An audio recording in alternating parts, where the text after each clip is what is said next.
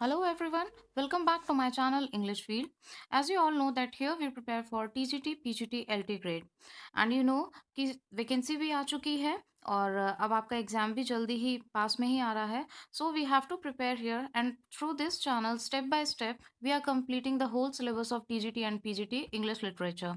So on your request कि ma'am literary terms बहुत complicated लगते हैं और क्वेश्चन को रटना समझ में नहीं आता, मतलब रटने की एक लिमिट होती है. So I started series of literary terms also on conceptual base, जिससे आपको अच्छे से उसका कंसेप्ट क्लियर हो जाएगा. फिर क्वेश्चन किसी भी फॉर्म में आ जाए you will be able to trace that question. Second, उसके बाद में जो लिटरेरी टर्म्स के क्वेश्चन सीरीज हैं उनको आप ज़रूर सॉल्व करें. पहले आप उसके आंसर्स खुद लिखें, उसके बाद में भी आप आंसर्स को चेक करें वीडियो में. So let's start without wasting any time. Today we are going to explain dramatic monologue. तो ड्रामेटिक मोनोलॉग और जो सोलिलोकी है, इन दोनों टर्म्स में बहुत कन्फ्यूजन होता है और ये दोनों ही टर्म्स बहुत इंपॉर्टेंट हैं, तो इसका कंसेप्ट समझना बहुत ज़रूरी हो जाता है. तो आइए आज का लेक्चर शुरू करते हैं. एग्जाम्पल्स के साथ समझते हैं व्हाट इज ड्रामेटिक मोनोलॉग. तो आइए देखते हैं पहले इसकी definition. The term dramatic monologue is a poetic composition put into the mouth of one character. ठीक है. ड्रामेटिक मोनोलॉग एक ऐसी पोएटिक कॉम्पोजिशन है, मीन्स आपको मोस्टली ये पोइट्रीज में दिखेगा. Put into the mouth of one character means एक कैरेक्टर होता है और जो सारे डायलॉग्स होते हैं वो उस कैरेक्टर को दे दिए जाते हैं टू प्रेजेंट द इवेंट या फिर जो भी ड्रामा चल रहा हो, क्योंकि ड्रामेटिक मीन्स कुछ ना कुछ उसमें ड्रामेटिक एलिमेंट्स होंगे ही, ड्रामा के एलिमेंट्स होंगे ही. अब आइए देखते हैं, किसी भी वर्ड को जब हम ब्रेक करके समझते हैं तो that is the easiest way to understand any kind of term. Monologue, इन दोनों को अगर हम ब्रेक करते हैं मोनोलॉग को, तो mono means single, log means आप कॉन्वर्सेशन भी कह सकते हैं जिसमें कि डायलॉग्स होते हैं. तो mono means single, log means log. ठीक है, मीन्स डायलॉग या फिर कोई भी कॉन्वर्सेशन. अब देखिए इम्पॉर्टेंट जो कि क्वेश्चन पूछा जा सकता है. Monologue is derived from a Greek word. ये क्वेश्चन आ सकता है from which word it is derived. तो आपको पता होना चाहिए कि ये ग्रीक वर्ड है या फिर ये लैटिन है, ठीक है, या फिर फ्रेंच वर्ड है. So this is a Greek word. Monos means alone, logos means speech, जैसे कि मैंने आपको बताया डायलॉग, तो लोगस मीन्स स्पीच. तो ये चीज़ आपको याद रखने वाली है. ये हो गया हमारा एक क्वेश्चन. अब हम आते हैं कि ड्रामेटिक मोनोलॉग होता क्या है. It's a type of lyric poem, right, in which a person speaks to a silent audience. यहाँ पे कोई भी जिस भी कैरेक्टर को सारे डायलॉग्स दिए जाते हैं, जैसा कि आपने इस डेफिनेशन में देखा, वो to a silent audience. Audience इसमें प्रेजेंट हो भी सकती है और नहीं भी हो सकती है. इट्स नॉट नेसेसरी कि ऑडियंस प्रेजेंट होगी, बट ऑडियंस साइलेंट रहती है, राइट. यहाँ पे ऑडियंस के साथ में कोई कॉन्वर्सेशन कैरेक्टर का या फिर स्पीकर का नहीं होता. तो हमने क्या देखा कि ऑडियंस रहती है यहाँ पे साइलेंट और स्पीकर होता है वो ही सारे डायलॉग्स को बोलता है, क्योंकि यहाँ पे आपने देखा put into the mouth of one character, right. अब हम देखते हैं आगे. A poem in which the form of a speech और narrative by an imagined person. ठीक है, imagined person in which the speaker reveals aspects of their character while describing a particular situation. अब यहाँ पे जैसे आप एक एग्जाम्पल से समझिए. मान लीजिए 3 लोग हैं यहाँ पे, ठीक है, कुछ भी दे दिया मैंने, P Q R, right.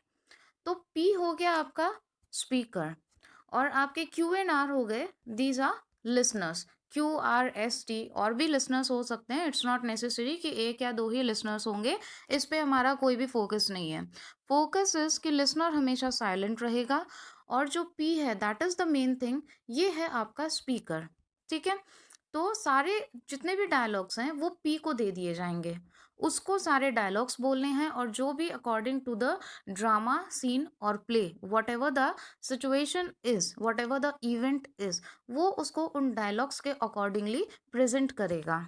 Plus Q और आर के भी जो डायलॉग्स होंगे या फिर उनका जो रोल होगा वो पी अपने कैरेक्टर के थ्रू या फिर अपने डायलॉग्स के थ्रू ऑडियंस को समझाने की कोशिश करेगा, मीन्स वो रिवील हो जाएगा। ठीक है, अब पी जो भी डायलॉग्स बोलेगा सारे डायलॉग्स पी के ही रहेंगे because he is the only speaker और ऑडियंस का कोई कॉन्वर्सेशन नहीं। पी का क्यू और आर के साथ में भी कोई कॉन्वर्सेशन नहीं क्योंकि क्यू और आर जो होते हैं, जो लिसनर होता है वो होता है साइलेंट, राइट। आई होप आपको समझ में आ गया होगा। तो इस सिचुएशन में क्या होता है, पी के जो भी एक्सप्रेशंस होते हैं, फीलिंग्स होती है, इमोशंस होते हैं या फिर at the time of that event जो भी उसका रोल प्ले होता है वो उससे वो रिवील कर देता है, जो भी उसके अंदर चल रहा होता है वो सारी चीज़ें वो रिवील कर देता है and the listener remains silent. या फिर आप कह सकते हैं स्टेज पे जो अदर कैरेक्टर्स होते हैं वो क्या होते हैं, साइलेंट होते हैं बिकॉज आपको ऑडियंस का तो पता ही नहीं, वो प्रेजेंट भी हो सकती है नहीं भी हो सकती है और वो भी साइलेंट ही होगी। तो स्पीकर कौन हो गया, single, mono and logue becomes dialogue. ठीक है, नाउ दे आर मोनोलोगस। ठीक है, they are monologues, sorry, because in them only one character speaks throughout the poem. Now your point is very clear, they are monologues. इनको हम लोग monologues क्यों कहते हैं उस कैरेक्टर को, बिकॉज इन देम, क्योंकि only one character speaks through out, जो पूरी पोएम होगी उसमें सिर्फ एक ही कैरेक्टर को लिबर्टी होती है, वही सारे डायलॉग्स को बोलता है। सो नटशेल में अगर हम बात करें तो इसका क्या मतलब हुआ कि जो मोनोलॉग होता है पहले आप उसको डिवाइड करके देखेंगे तो इजीली आपको समझ में आ जाएगा व्हाट इज मोनोलॉग। ये ग्रीक टर्म से डिराइव हुआ है, this you should know, monos and logos. Next question हमारा आ सकता है डिफरेंट डिफरेंट फॉर्म्स में। देखिए मोनोलॉग, ड्रामेटिक मोनोलॉग और सोलिलोकी से क्वेश्चन आते हैं। सोलिलोकी हम डिस्कस करेंगे दूसरे वीडियो में बिकॉज वीडियो लेंदी हो जाएगा, और मोनोलॉग और सोलिलोकी में जो डिफरेंसेस हैं उसका एक सेपरेट वीडियो मैं आपको प्रोवाइड कर दूंगी। वीडियो शॉर्ट हो दैट इज ओके, बट आपको समझ में अच्छे से आना चाहिए जैसे कि आपको दोबारा से किसी भी चीज़ को प्रिपेयर करने की ज़रूरत नहीं पड़े and your preparation should be solid. ठीक है, तो हमने देखा कि मोनोलॉग होता है सिंगल, सिंगल स्पीकर होता है, लिसनर साइलेंट होता है, अदर कैरेक्टर्स जो भी स्टेज पे प्रेजेंट होते हैं वो भी साइलेंट होते हैं। एक कॉन्वर्सेशनल फॉर्म में होता है, ऐसा लगता है जैसे कि दोनों में कोई कॉन्वर्सेशन हो रही हो, जैसे कि पी स्पीकर है, क्यू और आर या फिर एस टी और भी आगे कैरेक्टर्स हो सकते हैं, उनसे उसकी कोई कॉन्वर्सेशन हो रही हो, लेकिन वो चुपचाप उस कॉन्वर्सेशन को क्या करते हैं, सुनते हैं। Listener remain silent, audience remain silent, only the speaker has the liberty to speak the dialogues. ठीक है, ये सिचुएशन होती है। अब आइए हम देखते हैं कुछ examples, renowned examples, most important examples you can say, जो कि एग्जाम में आपके पूछे जाते हैं और इन एग्जाम्पल से क्वेश्चन फ्रेम होते हैं। तो जब भी हम यहाँ पे ड्रामेटिक मोनोलॉग की बात करेंगे तो master of dramatic monologue is Robert browning. Robert browning आपको हमेशा देखने को मिलेंगे, क्वेश्चंस में भी देखने को मिलेंगे।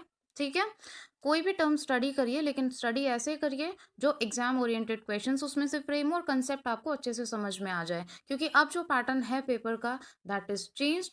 ट्रेडिशनल पैटर्न बिल्कुल भी नहीं है पेपर का। If you are preparing in the same way then somewhere कुछ प्रॉब्लम्स आपको फेस करनी पड़ सकती हैं। ठीक है, so master of dramatic monologue is Robert Browning. My Last Duchess, Robert Browning की जो माई लास्ट डचेस है 1845 में, the famous example, renowned example, क्योंकि ये मास्टर ऑफ ड्रामेटिक मोनोलॉग भी हैं और इनकी फेमस डचेस जो थी ये इम्पॉर्टेंट है तो ये आपको याद रखना है। फिर रॉबर्ट ब्राउनिंग की ही एक और पोएम है the ring and the book, तो ये बहुत इंपॉर्टेंट है 1869। फिर ब्राउनिंग का देखिए एक लास्ट एग्जाम्पल है, मुझे बाद में याद आया था तो I noted down, Browning's Rabbi Ben Ezra. ये क्वेश्चन भी आता है और एक बार आ चुका है, क्वेश्चन सीरीज में आपको ये क्वेश्चन मिल जाएगा। So this is the best example of dramatic monologue, और ब्राउनिंग के जितने भी वर्क्स हैं वो सारे ड्रामेटिक मोनोलॉग के बेस्ट एग्जाम्पल्स हैं because he was the master. Then we come to T S Eliot's the love song of J Alfred Prufrock 1915। Date भी आप देख लीजिए because date could be ask, और जो फेमस एग्जाम्पल्स हैं वो भी पूछा जा सकता है क्वेश्चन में भी कि T S Eliot's famous work The love song of J Alfred Prufrock is associated with, तो ड्रामेटिक मोनोलॉग उसमें अगर ऑप्शन है तो you have to take that, right. Matthew Arnold's my favourite poem Dover Beach, जिसमें उसने अपनी wife के companion को इमेजिन कैरेक्टर, अभी जो हमने डेफिनेशन देखी उसमें एक इमेजिन कैरेक्टर था, ठीक है, इमेजिन पर्सन, तो उसने इमेजिन किया है और अपने फीलिंग्स को, अपने एक्सप्रेशंस को, अपने थॉट्स को रिवील किया है थ्रू दैट पर्सन, जो कि उनकी वाइफ थी। उन्होंने अपने वाइफ के कंपेनियन को फील किया है, पूरी तरीके से एक्सप्रेस किया है, ठीक है। तो मैथ्यू अर्नल्ड की Dover Beach is a very famous example. Then we come to Tennyson's Ulysses 1842, और टेनिसन की एक और भी है Tithonus, this is also famous. तो ये कुछ मेजर एग्जाम्पल्स थे, फेमस एग्जाम्पल्स थे जो पूछे जाते हैं। इससे आपको समझने में और भी हेल्प होगी ड्रामेटिक मोनोलॉग की। तो I hope you all have understood, और नेक्स्ट जो इसकी सीरीज आएगी उसको देखना बिल्कुल नहीं भूलें। और अगर आपको, आपके माइंड में और भी कोई फेमस एग्जाम्पल्स हैं तो आप कमेंट बॉक्स में कमेंट करके ज़रूर बताइएगा, because knowledge is name of sharing, we all are here to learn something. Thank you so much, stay tune for another video and another topic. So friends, अगर video आपको helpful लगा हो तो please एक like button hit कर दीजिएगा, because it gives encouragement to upload more and more informative videos for you all. और इस चैनल से बेनिफिट लेने के लिए प्लीज़ आप चैनल को सब्सक्राइब कर लीजिए, जिससे कि जो भी नया वीडियो पोस्ट हो उसका नोटिफिकेशन आपको जल्द से जल्द मिल जाए और आपको सर्च भी नहीं करना पड़ेगा। अपनी कम्युनिटी में, फ्रेंड्स में शेयर करिए, because knowledge is name of sharing, मैंने पहले भी बोला है।